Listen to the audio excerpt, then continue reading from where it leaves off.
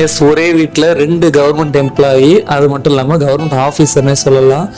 அக்கா வந்து பார்த்தீங்க அப்படின்னா டெப்டி தாசில்தாராக இப்போ இருக்காங்க. தம்பி வந்து பார்த்தீங்கன்னா இப்போ அசிஸ்டன்ட் இன்ஜினியராக ஸ்டார்ட் பண்ணியிருக்காங்க. அக்கா இல்லாமல் தம்பி இல்லை, அவங்க முன்னாடி போயிட்டு பின்னாடி வரக்கூடிய தம்பிக்கு வழி காமிச்சிருக்காங்க அப்படின்றத சொன்னால் அது மிகையாகாது. என் பேர் வந்து ராஜசேகரன். நான் வந்து திருவண்ணாமலை டிஸ்ட்ரிக்ட் செய்யாறு தாலுகாவில் இருக்குங்க சார். 2017 காலேஜ் முடிச்சுட்டு அதுக்கப்புறம் என்னுடைய சிஸ்டர் வந்து குரூப் 4 எக்ஸாம் வந்து 2013 கிளியர் பண்ணாங்க.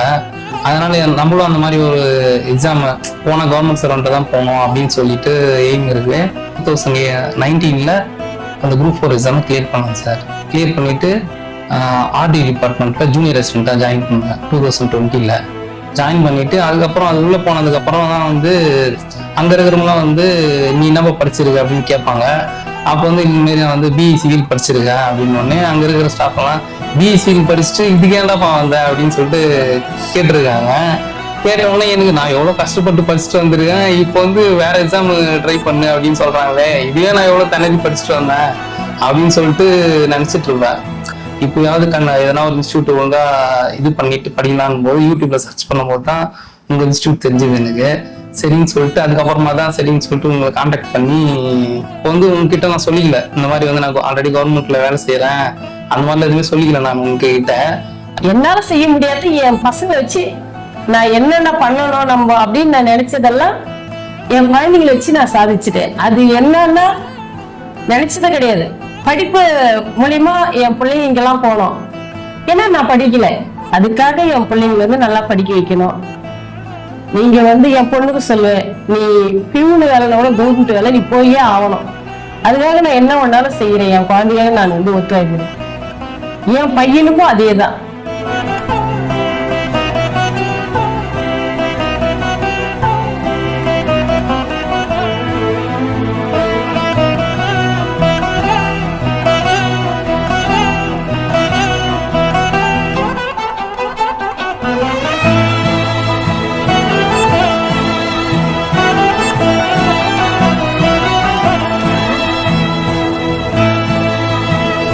வணக்கம், welcome to SR engineering classes. நான் உங்கள் எஸ்ஆர் சரவணன். இப்ப நம்ம சென்னையில இருந்து காஞ்சிபுரம் வரையும் டிராவல் பண்ணி செய்யாருக்கு பக்கத்துல இருக்கக்கூடிய ஒரு வில்லேஜுக்கு வந்திருக்கோம். யாரு பாக்குறதுக்காக அப்படின்னா நம்ம ஸ்டூடெண்ட் ராஜசேகர் அவர்களை பாக்குறதுக்காக. ராஜசேகர் என்ன பண்ணாரு சார், நம்ம தமிழ்நாட்டுல 28வது rank, overall rank 28, communal rank 8th rank எடுத்து இன்னைக்கு டிஎன்பிஎஸ்சி எக்ஸாம் கிராக் பண்ணி ஏஇல ஹைவே டிபார்ட்மெண்ட்ல ஒரு ஏஇயா தன்னுடைய ஜேர்னியை ஸ்டார்ட் பண்ண போறாரு. ராஜசேகர் ஆல்ரெடி கவர்மெண்ட் ஜாப்ல இருந்த ஒரு நபர் தான். குரூப் 4 எக்ஸாம்ல கிராக் பண்ணி 5 இயர்ஸ் ஒர்க் பண்ணிட்டே வந்து ஏஇ எக்ஸாமுக்காக வந்து ப்ரிப்பேர் பண்ணி வித்தின் ஒரு 6 to 8 மந்த்துக்குள்ள ஏஇ எக்ஸாமை கிராக் பண்ணியிருக்காரு.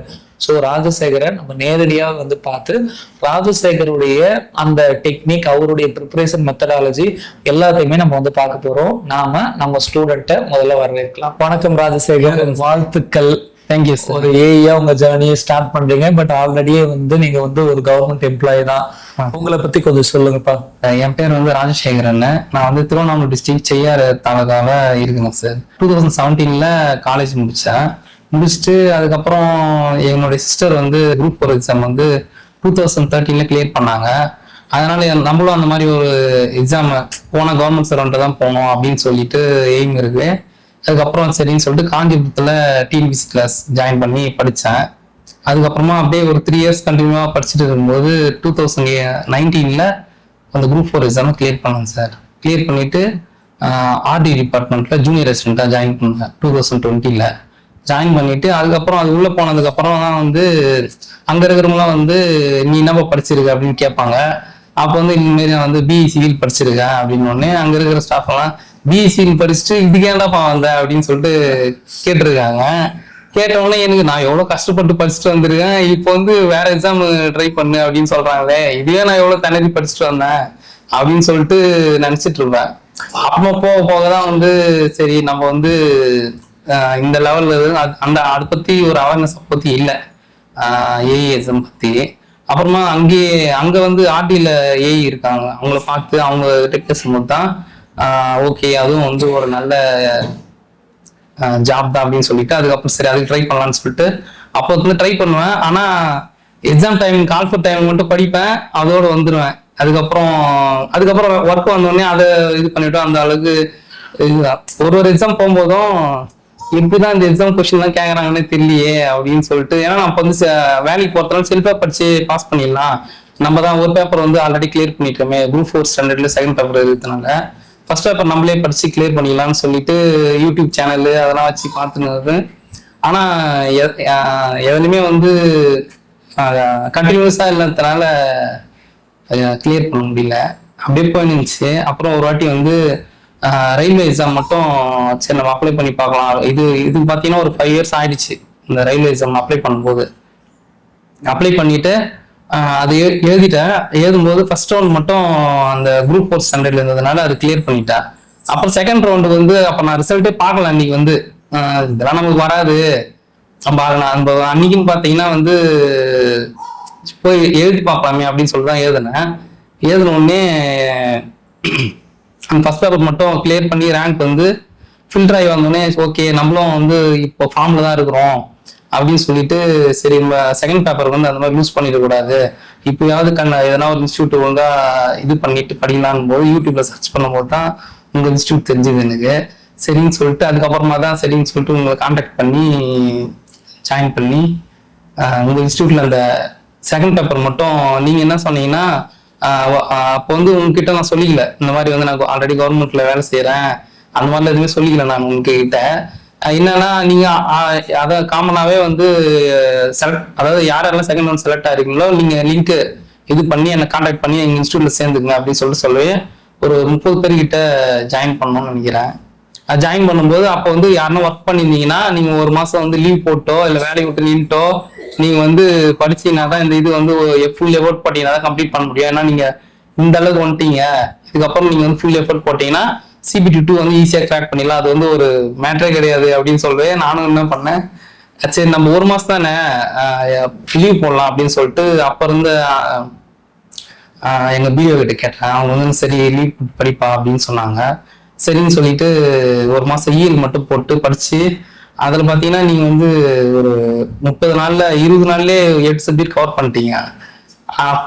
அப்போ வந்து ஃபுல் டே ஒரு 8 hours கிட்ட ஃபுல்லா உட்காந்து அந்த 8 ஹவர்ஸ்லயே நீங்க அந்த 2 நாள்ல ஒரு சப்ஜெக்ட் அப்படின்ற கணக்குல 20 நாள்ல 8 சப்ஜெக்ட் முடிக்கவே எனக்கு அது அப்படியே நீங்க பேசும்போது உங்க ஃபேஸ் கூட பார்க்க மாட்டேன் நாங்க அப்படியே காதல கேட்டுக்கினே நோட்ஸ் எடுத்தது அப்படியே மண்டைக்குள்ள அப்படியே உட்காந்துருச்சு. அதுக்கப்புறமா அந்த CBT 2 வந்து அந்த செகண்ட் ஷிஃப்ட்ல போய் எழுதிட்டு வரவே அது மட்டும் ரீ எக்ஸாம் வச்சு அதை மறுபடியும் எக்ஸாம் வைக்கும்போது அப்போ கொஞ்சம் அப்செட் ஆயிட்டு கொஞ்சம் அதில் தடுமாறி விட்டுட்டேன்.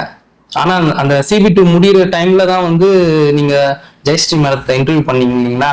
ஏன்னா அது வரைக்கும் TNPSC ஏஐ போன்றது ஒரு ஐடியாவே இல்லை எனக்கு. நீங்க அவங்க மேடத்தை இன்டர்வியூ பண்ணும்போது தான் வந்து அவங்க மேடம் பேசினாங்க இல்லைங்களா? அப்போதான் வந்து சரி மேடமும் வந்து நம்மள மாதிரி தான் செல்ஃபா படிச்சு 3 years இது பண்ணி அப்புறம் வந்து இப்போ இந்த டைம் அடிச்சு ஆகணும்னு சொல்லிட்டு அவங்க கொடுத்த இதுல வந்து சரி நம்மளும் ஏன் இவ்வளோ வந்துட்டோம், இன்னொரு 3 மாசம் லீவ் போட்டு படிச்சா என்ன அப்படின்னு சொல்லிட்டு சரின்னு சொல்லிட்டு லீவ் போட்டு படிக்கலாம் அப்படின்னு சொல்லிட்டு அதுக்கப்புறம் தான் TNPSC ஏஐ பக்கமே நம்ம ஃபுல் கான்ஃபிடன்ஸா இறங்கி பண்ணலாம். இப்போ இருக்கிற கண்டினியூவா இருக்கிற நோட்ஸ் வச்சு மீறி இருக்கிற டெஸ்ட் பேட்ச் அந்த மாதிரி போட்டு பண்ணலாம் அப்படின்னு சொல்லிட்டு அதுக்கப்புறம் TNPSC ஏஐ வந்து உங்க இதுல ஜாயின் பண்ணாங்க sir. RRB CBT 2 and then TNPSC ஏஐக்கான கிராஷ் கோர்ஸ் தொடர்ந்து வந்து என்னன்னா கண்டினியூவா வந்து என்ன டிராவல் பண்ணாரு. டோட்டலாவே வந்து ஒரு 6 month இருக்கும் இல்லையா உங்க ப்ரிப்பரேஷன்? மார்ச் 15ல ஜாயின் பண்ணேன். மார்ச் 15ல ஜாயின் பண்ணி ஆகஸ்ட் 10 வரைக்கும் ஒரு 6 month ஆஃப் கிளாஸ்ல பக்காவா வந்து ப்ரிப்பேர் பண்ணாரு. பட் இனிஷியலி வந்து RRB ப்ரிப்பேர் பண்ண ஒரு கேண்டிடேட்டா இருந்து, அதாவது தமிழ்நாடு கவர்மெண்ட்ல ஒர்க் பண்ணிட்டு அண்ட் தென் வந்து என்னன்னா ஜெயஸ்ரீ, பாக்கியலட்சுமி, முத்துலட்சுமி இவங்க எல்லாம் வந்து என்னன்னா one set of people. Srikanth also ஓகேவா? இவங்க எல்லாருமே வந்து என்னன்னா கிராக் பண்ண அதாவது MAWS கிராக் பண்ணாங்க, TNPSC ஏஐ கிராக் பண்ணாங்க. அவங்களாம் வந்து கிராக் பண்ண இன்னர் சர்க்கிள் கால் வந்து நடத்துவோம். அதாவது ஒரு ஏஐயை வந்து அழைச்சி பேசுவோம். அதுக்கப்புறம் வந்து யூடியூப்ல லைவ் ரேண்டமா வந்து போவோம். ஸோ அதெல்லாம் வந்து பார்த்து இன்ஸ்பயர் ஆகி இல்லை நம்ம வந்து TNPSC ஏஐயும் வந்து ப்ரிப்பேர் பண்ணலாம் அப்படின்னு சொல்லிட்டு தான் CBT 2ல இருந்து அதுக்கப்புறம் TNPSC ஏஐக்கு வந்து ஸ்விட்ச் ஓவர் பண்ணாரு. பட் இதுல இன்னொரு விஷயத்த நல்லா புரிஞ்சுக்கணும். ராஜசேகர் வந்து ஆல்ரெடி ஜென்ரல் ஸ்டடிஸ் ரொம்ப தரவா வந்து என்ன ப்ரிப்பேர் பண்ண ஒரு கேண்டிடேட். அதனாலதான் இந்த 6 month ஆஃப் ப்ரிப்பரேஷன்ல அவரால் டெக்னிக்கலை வந்து என்ன முடிக்க முடிஞ்சுது. ஸோ இன்னைக்கு all over Tamil Nadu 28th rank வந்து எடுத்து ஐவி டிபார்ட்மெண்ட்ல ஒரு ஏஐயா அவருடைய ஜேர்னியை ஒரு நியூ பிகினிங்கா ஸ்டார்ட் பண்ணியிருக்காரு. பட் ஆல்ரெடி அவர் வந்து ஒரு கவர்மெண்ட் எம்ப்ளாயி அப்படின்றத யாராலையும் மறக்க முடியாது. கவர்மெண்ட் எக்ஸாம் தான் உங்க லைஃபை வந்து மாற்ற போகுது அப்படின்றத ஒரு ஸ்பார்க்கா வந்து எடுத்துக்கிட்டு 2017லயே ப்ரிப்பரேஷனை ஸ்டார்ட் பண்ணி குரூப் 4ல வந்து கிராக் பண்ணி உள்ள போயிட்டீங்க. அதோடைய ஆரம்ப புள்ளி எதுப்பா? எது உங்களை தள்ளிச்சு? அது வந்து எங்க சிஸ்டர் தான் சார். அவங்க வந்து 2013லயே வந்து பாத்தீங்கன்னா காலேஜ் படிச்சுட்டு இருக்கும் போதே குரூப் கிளியர் பண்ணிட்டாங்க. அவங்க வந்து ஃபைனல் இயர் படிக்கும் போதே. அப்புறம் நான் வந்து நம்ம ஒரு பிஇ படிச்சிருக்கோம், ஆனா நம்மளால அந்த எக்ஸாம் எழுதி நானும் போய் அப்புறம் ட்ரை பண்ணேன், ஆனா என்னால முடியல. அவங்க வந்து பிஎஸ்சி மேக்ஸ் தான் படிச்சிருந்தாங்க, ஆனா 3rd இயர்லயே கிளியர் பண்ணிட்டு உள்ள போயிட்டாங்க. எங்க வீட்டுல வேற ஒரு பொட்டை பொண்ணு அது கிளியர் பண்ணி போயிடுச்சு, நீ என்ன ஒண்ணுமே பண்ண மாட்டேறிய அப்படின்னு என்ன வேற திட்ட ஆரம்பிச்சிட்டாங்க. ஓகே சரி ஓகே அப்படின்னு அவங்க ஃபைனல் இயர் முடிச்சுட்டு உடனே அடுத்த வருஷமே அவங்க ஜாயின் பண்ணிட்டாங்க. அவங்க ரெவன்யூ டிபார்ட்மெண்ட்ல திருவள்ளூர்ல கலெக்டரேட்ல வேலை பார்த்துட்டு இருக்காங்க, டிப்டி தாசில்தார். இப்ப டிப்டி ப்ரமோஷன்ல ஓகே ஓகே ஓகே. அவங்கதான் வந்து சரி நம்ம அக்கா போன மாதிரி நம்மளும் போனோம் அப்படின்னு சொல்லிட்டு மோட்டிவேஷனா எடுத்து படிச்சேன். நான் ஃபர்ஸ்ட் மினிஸ்ட்ரி சர்வீஸ் போனோம். ஓகே எஸ், ஒரே வீட்டில் 2 கவர்மெண்ட் எம்ப்ளாயி, அது மட்டும் இல்லாமல் கவர்மெண்ட் ஆஃபீஸர்னே சொல்லலாம். அக்கா வந்து பார்த்தீங்க அப்படின்னா டெப்டி தாசில்தாராக இப்போ இருக்காங்க. தம்பி வந்து பார்த்தீங்கன்னா இப்போ அசிஸ்டன்ட் இன்ஜினியராக ஸ்டார்ட் பண்ணியிருக்காங்க. அக்கா இல்லாமல் தம்பி இல்லை, அவங்க முன்னாடி போயிட்டு பின்னாடி வரக்கூடிய தம்பிக்கு வழி காமிச்சிருக்காங்க அப்படின்றத சொன்னால் அது மிகையாகாது. வணக்கம் மேம். வணக்கம் சார். இப்போ நீங்கள் வந்து என்னன்னா உங்கள் வீட்டில் இருக்கக்கூடிய தம்பிக்கு வழி காமிச்சாச்சு. இன்னமும் இதே போல கிராமங்கள்ல நிறைய ஸ்டூடெண்ட் வந்து என்ன பண்றதுன்னே தெரியாம இருக்காங்க. நீங்க 3rd இயர் பண்ணும் போதே உள்ள போயிட்டீங்க. அந்த அவேர்னஸ் கூட இப்ப பல பேருக்கு வந்து என்ன தெரியாம இருக்காங்க. எப்பவுமே வந்து எங்கேயோ ஒரு பொழுதுபோக்குல வந்து மாட்டிக்கிட்டு தான் வாழ்க்கையை எங்க ஸ்டார்ட் பண்றது எங்க முடிக்கிறதுன்னு தெரியாம இருக்காங்க. ஸோ இங்க வில்லேஜ்ல இருந்தாலும் எக்ஸாமை கிராக் பண்ண முடியும். ஆக்சுவலி நீங்க ஒரு ரிமோட் வில்லேஜ்ல இருந்து 2 பேருமே இன்னைக்கு வந்து அரசாங்க அதிகாரியா வந்து மாறி இருக்கீங்க. அப்ப வில்லேஜ்ல இருக்கக்கூடிய தமிழ் வழியில படிக்கக்கூடிய மாணவர்களா இருக்கட்டும், இல்ல அரசாங்க பள்ளியில படிக்கக்கூடிய மாணவர்களா இருக்கட்டும், அவங்களுக்கு நீங்க என்ன சொல்ல விரும்புறீங்க? உங்க தம்பி எப்படி வழி நடத்துறீங்களோ அது போல அவங்களுக்கு நீங்க என்ன சொல்ல விரும்புறீங்கன்னு கொஞ்சம் சொல்லுங்க. என் பேர் ராஜலட்சுமி. நான் வந்து இப்போ வந்து ப்ரெசென்ட்ல வந்து திருவள்ளூர் கலெக்டரேட்ல ஒர்க் பண்ணிட்டு இருக்கேன். நான் 2013ல குரூப் 4 பாஸ் பண்ணேன் சார். பாஸ் பண்ணிட்டு ஆக்சுவலா ஃபைனல் இயர் எக்ஸாம் எனக்கு மே மாசம். ஸோ மே மாசம் ஏப்ரல் மேல ஃபைனல் செமஸ்டர். அந்த செமஸ்டர் முடிச்சுட்டு அப்படியே உட்காந்து படிச்சது. ஒரு 3 months உட்காந்து அந்த ஃபுல் ப்ரிப்பேர்னஸ் எதுவுமே கிடையாது. வெறும் சாப்பிட்றதுக்குள்ள அம்மா திட்டுவாங்க, வந்து சாப்பிடு, தூங்கவும் மாட்டேன், வெறும் புக். அந்த ஒரு 3 months ப்ரிப்பரேஷன். 3 years கிளாஸ் போனேன். +2 முடிச்சுட்டு நம்ம கவர்மெண்ட் ஆர்ட்ஸ் காலேஜ்ல தான் அட்மிஷன் போட்ட பிஎஸ்சி மேக்ஸ். ஸோ அட்மிஷன் போட்டு 3 years கிளாஸ் போனா அப்போ ஏஜும் எலிஜிபிள் கிடையாது. நான் ஃபர்ஸ்ட் டைம் போகும்போது விஓக்கு வந்து 21. ஸோ நான் +2 முடிச்சுட்டு போனதுனால 17 தான். ஸோ எலிஜிபிள் கிடையாது. பட் இருந்தாலும் வீட்டுல அம்மாவும் அப்பாவும் கிளாஸ் போ அப்படின்னாங்க. அவங்களுக்கு எதுக்காக, அம்மாவுக்கு வந்து பொண்ணு வந்து நல்ல ஜாப் போகணும். அம்மா வந்து ஹவுஸ் ஒய்ஃப் தான். சோ அம்மா வந்து எதுக்கு இருந்தாலும் அப்பாவை டிபெண்ட் பண்ணி இருக்காருன்னா நம்ம பொண்ணு அப்படி இருக்கக்கூடாது, செல்ஃபா வந்து இண்டிபெண்டா இருக்கணும், யாரையும் டிபெண்ட் பண்ணி இருக்கக்கூடாதுன்னா நீ படிச்சு நீ கிளாஸ் போ, நீ ஜாப் போனாதான் வந்து உனக்கு வந்து சாட்டிஸ்பாக்சனா இருக்கும். அம்மா தான் ரொம்ப மோட்டிவேஷன், அப்பா சப்போர்ட் பண்ணுவாரு. அது மாதிரி அப்போ வந்து கிளாஸ் போனேன். பட் எலிஜிபிள் கிடையாது. ஸோ 3 years போயிட்டே இருந்தேன். எனக்கு நான் குரூப் 4 அப்ளை பண்ணும்போது அப்போ நடராஜ் சேர்மன் சார் அவர் புதுசா மாறிட்டு ஃபுல் சிலபஸே மாத்திட்டாங்க. ஸோ மறுபடியும் ஃபர்ஸ்ட்ல இருந்து மறுபடியும் படிக்கிற மாதிரி தான் இருந்தது. ஸோ படிச்சுட்டு ஒரு 3 months டிகிரி கம்ப்ளீட் பண்ணிட்டு அந்த செமஸ்டர் எக்ஸாம் முடிச்சுட்டு ஒரு 3 months உட்காந்து ஃபுல்லா படிச்சோம். எக்ஸாம் எழுதினேன். எக்ஸாம் எழுதிட்டு மறுநாள்ல இருந்து பிஎட் ஜாயின் பண்ணிட்டோம். ஸோ பிஎட் படிச்சுட்டு இருக்கும் போதே ரிசல்ட் வந்தது. ஓவரால் ரேங்கிங்ல 386. நான் டைப்பிங்ல வந்து ஸ்டேட் லெவல்லே வந்து 386. ஸோ ஃபர்ஸ்ட் டே கவுன்சிலிங்லேயே கூப்பிட்டாங்க. போகும்போது எனக்கு ஓன் டிஸ்ட்ரிக்ட் திருவண்ணாமலை கிடைக்கல. ஸோ வந்து திருவள்ளூர் தான் நியர்பை இருந்ததுனால அங்கே வந்து டைப்பிங் வந்து ரெவன்யூ டிபார்ட்மெண்ட் எடுத்தேன். எனக்கு என்ன பண்ணா என்ன எடுக்கணுன்றது யாரும் கைட் பண்ணல சார். உண்மையாவே கைட் பண்ணியிருந்தா என்னுடைய எனக்கு அப்புறம் வந்தவங்கள செக்ரட்டரியேட்டு எங்களோட ஹெட் ஆஃபீஸ்லாம் போய் எடுத்தாங்க. ஆனால் எங்களுக்கு அந்த மாதிரி வந்து கிளாஸ் போன இடத்துல வந்து கைட் பண்ணல, இதை எடுக்கணும், இந்த டிபார்ட்மெண்ட் எடுக்கணும். ஜஸ்ட் சொல்லி கொடுத்ததோட அவங்களுடைய போர்ஷன் முடிஞ்சதுன்ற மாதிரி ஸ்டாப் பண்ணேன். இதை எடுத்தா என்ன குயிக் ப்ரமோஷன் வரும், இந்த மாதிரிலாம் எடுக்கலாம், இந்த டிபார்ட்மெண்ட்லாம் எடுக்கலாம்னு யாரும் சொல்லவே வகையில. ஸோ நம்மளா தெரிஞ்சவங்க மூலமா கேட்டதில் தான் வந்து ரெவென்யூ டிபார்ட்மெண்ட் எடுத்தா நல்லா இருக்கும் அப்படின்ட்டு அங்க எடுத்தது. என்ன அங்க கிளாஸ் சேர்த்து விட்டது எங்க மாமா தான், அம்மாவுடைய தம்பி தான். வந்து அவர் ஆல்ரெடி வந்து டிஎன்பிசி டிஆர்பி லைன்ல இருந்தாரு. ஸோ அவர் தான் வந்து போகணும் அப்படின்னு சொல்லி சேர்த்தது. அம்மா வந்து ரொம்ப வீட்டுல இருந்து சப்போர்ட். அப்பா வந்து நானும் அப்பாவும் நைட்ல உட்காந்து படிப்போம் சார். அப்பாவும் படிச்சுட்டு அவர் என்ன கொஸ்டின் கேட்பா, 2 பேரும் டிஸ்கஷன் பண்ணுவோம். அந்த மாதிரிதான். அப்பா வந்து விவசாயி பிளஸ் வந்து ஒர்க் போவார், போயிட்டு வந்து நைட்ல வந்து உட்காந்து படிப்பாரு. அம்மா வந்து அவங்களுக்கு படிப்பு நாலேஜ் இல்லைனால நான் தூங்குற வரைக்கும் அவங்க தூங்க மாட்டாங்க, உட்காந்துட்டே இருப்பாங்க. சாப்பிடுமா தூங்குமான்னு சொல்லிட்டே இருப்பாங்க. நான் சாப்பிடலன்னா கூட அப்ப எடுத்துட்டு வந்து ஏதாவது கொடுத்துட்டு சாப்பிட்டுட்டு படி, அந்த 2 வேலை தான் இருக்கும். ஸோ எல்லாருமே என்னன்னா நம்ம வந்து ஒரு ஜாப் போகணுன்ற ஒரு இதோட படிக்கணும். படிச்சாதான் நம்ம வந்து யாரையும் டிபெண்ட் பண்ணாம இருக்க முடியும். நமக்குள்ள அந்த ஒரு வெறி இருந்தாதான் நம்ம பாஸ் பண்ண முடியும். நிறைய பேர் போறவங்க எல்லாருமே பாஸ் பண்ண ஒரு வெறி வரணும். பிளஸ் இன்னைக்கு இந்த டெக்னாலஜிக்கு வீட்டுல இருந்தே படிக்கலாம். பட் கிளாஸ் போறதுக்கும் வீட்டுல இருந்து படிக்கிறதுக்கு என்ன வித்தியாசம்? அந்த மோட்டிவேஷன் நம்ம வீட்டுல இருந்தா அந்த மோட்டிவேஷன் கண்டிப்பா கிடைக்காது. கிளாஸ்ல போனதோ 10 பேருக்கு முன்னாடி நம்ம ஆன்சர் பண்ணும்போது சாருங்க மோட்டிவேஷன் பண்றதோ எல்லாரும் பரவாயில்ல, நம்மளுக்கும் அவங்க ஆன்சர் பண்ண நம்மளும் ஆன்சர் பண்ணணும் அப்படின்றது அந்த குரூப் டிஸ்கஷன்லாம் வந்து எக்ஸாம் டைம்ல ரொம்ப யூஸ்ஃபுல்லா இருக்கும். அந்த மாதிரி இது பண்றதுதாங்க சார். தம்பிக்கு என்னன்னா அவன் இப்ப ஏஐ படிச்சிருக்கான், எனக்கு அதுலயுமே சாட்டிஸ்பாக்சன் இல்லை. அவனுடைய டேலண்ட்க்கு அவன் வந்து சிவில் சர்வீஸே நான் ப்ரிப்பேர் பண்ண சொன்னேன். இன்ஜினியரிங்லயே வந்து சிவில் சர்வீஸ் ப்ரிப்பேர் பண்ண சொன்னேன். கேளுங்க, அவன் 10th 99 சார் மேக்ஸ்ல, +2 199 மேக்ஸ். ஒரு மார்க் தான் மிஸ்ஸிங். எனக்கு அவனுக்குமே 10th மார்க்ல சேலஞ்ச். நான் வந்து 97, என்னோட நீ மார்க் அதிகமாட்டானா அதே மாதிரி எடுத்துட்டான். சோ அவனுடைய டேலண்ட்க்கு கண்டிப்பா வந்து சிவில் சர்வீஸ் படிடா அப்படின்னு சொன்னேன். பட் அப்ப இருந்த ஃபேமிலி சுச்சுவேஷனால அவன் நான் சொல்றதை கேட்கல. அதுக்கப்புறமா தான் வெறியா எடுத்து படிச்சான். பட் இன்னுமே கூட அவன் வந்து சிவில் சர்வீஸ்ல எனக்கு ஒரு ஐஏஎஸ்ஓ இல்ல அட்லீஸ்ட் IRS IPS அந்த மாதிரி வந்து இல்ல SSC எக்ஸாம்ல எவ்வளவு இருக்கு அந்த மாதிரி டாப்ல போகணுன்றதுதான் என்னோட எய்ம். பட் அவர் இதோட ஃபேமிலின்றதுனால இதோட இல்ல போ இல்ல இதுவும் டாப்பான எக்ஸாம் தான் இது. பட் ஆனா இதை விட இந்த சென்ட்ரல் கவர்மெண்ட்ல நிறைய பவர்ஃபுல்லானது இருக்கு சார். சேலரி பேஸ்க்கு சொல்லு, பட் ஒரு இப்போ ரெவென்யூவே வந்து ஒரு பவர்ஃபுல், BDOன்றதும் ஒரு பவர்ஃபுல் டிபார்ட்மெண்ட். சோ அதெல்லாம் கம்பேர் பண்ணும்போது சென்ட்ரல் கவர்மெண்ட் இன்னும் நிறைய பவர்ஃபுல்லான டிபார்ட்மெண்ட், நிறைய போஸ்டிங்ல நல்லா இருக்கு. எனக்கு அப்ப தெரியல என்ன எட் பண்ணணும் அப்படின்றது, அப்ப கைட் பண்றது இல்ல. அந்த கைட் பண்ணதுக்கு இந்த அளவுக்கு வந்தோம். சோ அவன் இன்னும் கைட் பண்ணணும் அப்படின்ட்டு நான் சொன்னேன், சிவில் சர்வீஸ் ப்ரிப்பேர் பண்ணு, அவனுக்கு அந்த டேலண்ட் இருக்கு, என்னோட நல்ல படிக்கிற டேலண்ட் அவனுக்கு நிறைய இருக்கு. சோ சிவில் சர்வீஸ் ப்ரிப்பேர் பண்ணுன்னு அப்ப இருந்த சுச்சுவேஷன்ல அவர் கேட்கல. அதனால சரி ஓகே அப்படின்ட்டு இந்த குரூப் 4 இந்த இதோட ஸ்டேட் கவர்மெண்டோட நான் சென்ட்ரல் கவர்மெண்ட் போகணுன்றதுதான் என்னோட எய்ம் அவர் பொறுத்த வரைக்கும். பட் இதுவும் ஓகே, இப்ப ஃபேமிலி ஆயிட்டு இந்த அளவுக்கு வந்திருக்காரு அப்படின்ற போது இப்ப நான் 10 இயர்ஸ் கழிச்சு இந்த பொசிஷனுக்கு வந்தா அவர் இப்பவே வந்துட்டாரு. இந்த இதுல வந்து இந்த அளவுக்கு போயிட்டா எவ்வளவு பெரிய விஷயம் கொஞ்சம் யோசிச்சு பாருங்க.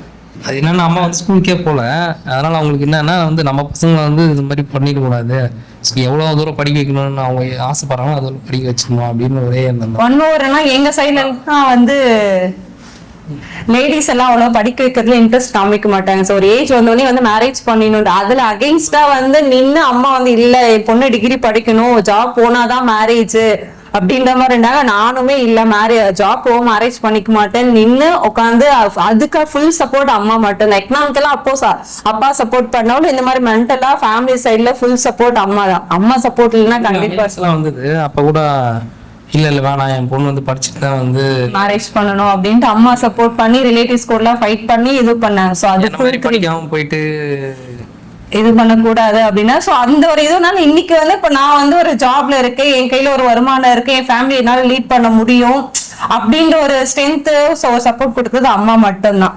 கிராமத்துல இருந்து எத்தனையோ மாணவர்கள் இந்த வீடியோ வந்து பார்த்துட்டு இருப்பீங்க.